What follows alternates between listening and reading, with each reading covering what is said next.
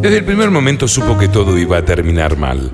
Apenas salió de la oficina de su jefe, ese hombre al que había asistido durante 35 años, que tan amablemente le pidió que se tome un tiempo hasta que se sienta mejor físicamente, sabía que esto pasaría. Y hoy, 11 meses después, había ocurrido. Dormía tranquilamente cuando el timbre la sobresaltó. Tardó un tiempo largo en poder incorporarse en la cama y otro tanto en alcanzar el andador y lograr ponerse de pie, pero finalmente lo hizo. Con mucho cuidado, fue dando pasito tras pasito, ayudada por esas rueditas que la hacían avanzar. Cada vez que las veía, porque siempre caminaba mirando para abajo, se acordaba de su niñez. Cuando tenía 1 año le habían regalado un perrito con muchas luces y sonidos, una manijita y 2 rueditas adelante, y ella se la pasaba caminando agarrada de ese animal que ladraba cada paso que daba. Igual que ahora, con la diferencia que su andador, versión adulto, no hacía ruidos. En realidad, no era un recuerdo.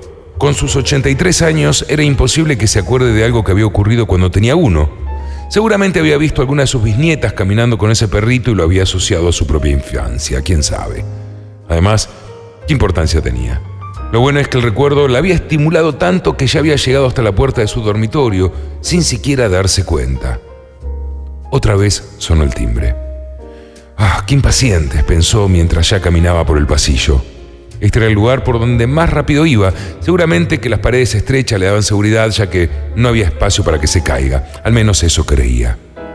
Aunque pensándolo bien, se podía caer para adelante o para atrás, pero eso no le preocupaba porque ella siempre se caía hacia los costados. Es más, siempre se caía para el lado derecho. 3 veces se había fracturado el mismo codo. El tercer timbrazo ya estaba en la puerta de la cocina y pudo atender enseguida al portero eléctrico. ¿Quién es?, preguntó. Del correo. «Pase», dijo, y apretó el botón del portero. Al escuchar el ruido que hacía, se acordó que tenía que avisar a los del consorcio que vengan a arreglarlo. ¿Cuánto hacía que se había roto? No sabía, pero en el fondo le gustaba que hiciera ese extraño ruido. Parecía el zumbido de una abeja y le traía recuerdos de cuando vivía en el campo con sus padres y sus 5 hermanos. Su padre criaba abejas y ellos siempre correteaban a su alrededor sin jamás ser picados por ninguna. Qué linda era la vida en el campo, cuánto más tranquila. ¿Por qué se había venido a la ciudad? No estaba muy segura, pero creía que siguiendo a ese hombre del que se había enamorado. Pero esa es otra historia. El timbre la volvió a sobresaltar cuando ya estaba sentada en el sillón. Otra vez debía incorporarse, agarrar el andador y levantarse. Por suerte, desde que tenía problemas para caminar, había tomado la costumbre de dejar su cartera colgada del picaporte de la puerta para asegurarse que tenía todo lo que necesitaba a mano. Abrió la puerta y le esperaba un muchacho con una carta documento a su nombre. Le hizo firmar una planilla y se la entregó. Cerró la puerta, volvió al sillón. Le costó más que antes, ya que tenía menos fuerzas y llevaba algo en la mano, pero finalmente lo logró. Qué feliz se sentía.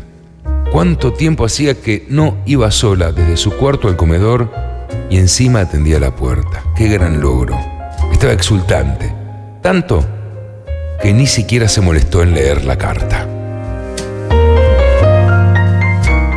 El gran logro, por Natalia Galignana.